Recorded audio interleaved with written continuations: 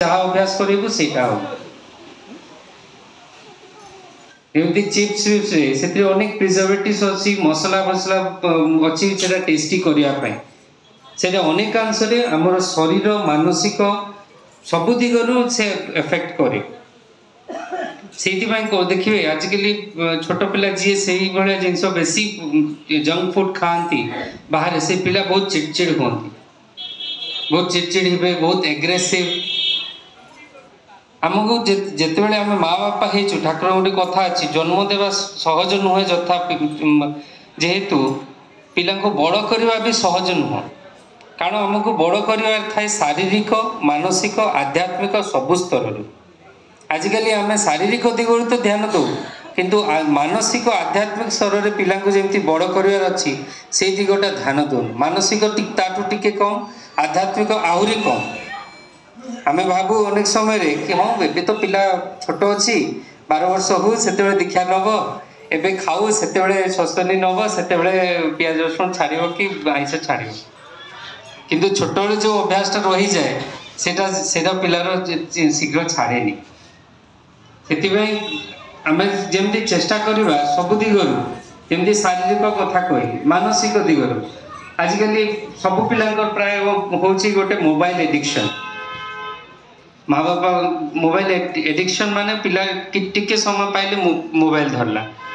से अनेक समय से कौन एमती एडिक्शन हो जाऊँगी पिला परिपार्श्व कौन चलती से जानी पारना परिपार्श्व माने है कि धरतु घरे गोटे बड़ लोक किए अच्छा किए आसिले धरतु पिला माने इग्नोर से फोन धरिकी से अलग रहा कौन सी गोटे फंक्शन को गले से पिला फोन धरिकी अलग कि बड़ बड़ मान सहित ज्ञाति कुटुंब सहित मिसवा टे सांगसाथी सहित आलाप आलोचना करा से भी ना तो से कौन हो पिला धीरे धीरे आइसोलेट माने अलग रहा चेष्टा कर जो पिला मिसिकी खेलुंट से भल जदि गोटे पिला से जदि फोन धरिकी बसला सेटा हूँ गोटे धीरे धीरे मानसिक गोटे विकृति हो जाऊँ तृतीयत है जेहेतु ठाकुर जो देते आमको सदाचार शारीरिक मानसिक आध्यात्मिक सदाचार 3टा अंग अच्छी आध्यात्मिक सदाचार कौन ना ठाकुर को मथारे नहीं चलवा जोटा कि सबुठु कष्ट कौन पाई ना आम अनेक समय आमे निजे ठाकुर को मथारे नहीं चलना ठाकुर को मथारे नहीं चलवा माने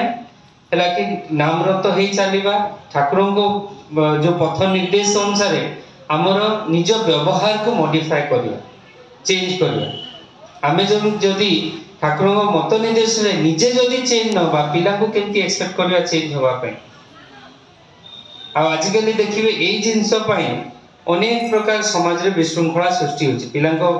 पर्सनल जीवन में पिला जो बड़ हमें निज जीवन में पारिवारिक जीवन में आगे आप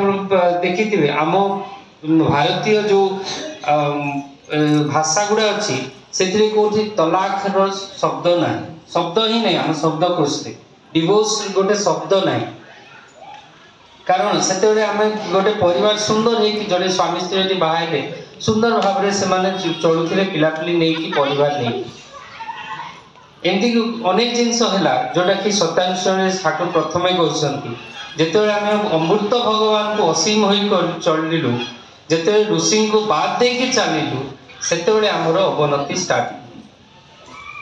से ठाकुर आसबार उद्देश्य तो से कि परिवार को गोटे सुंदर कर चलवा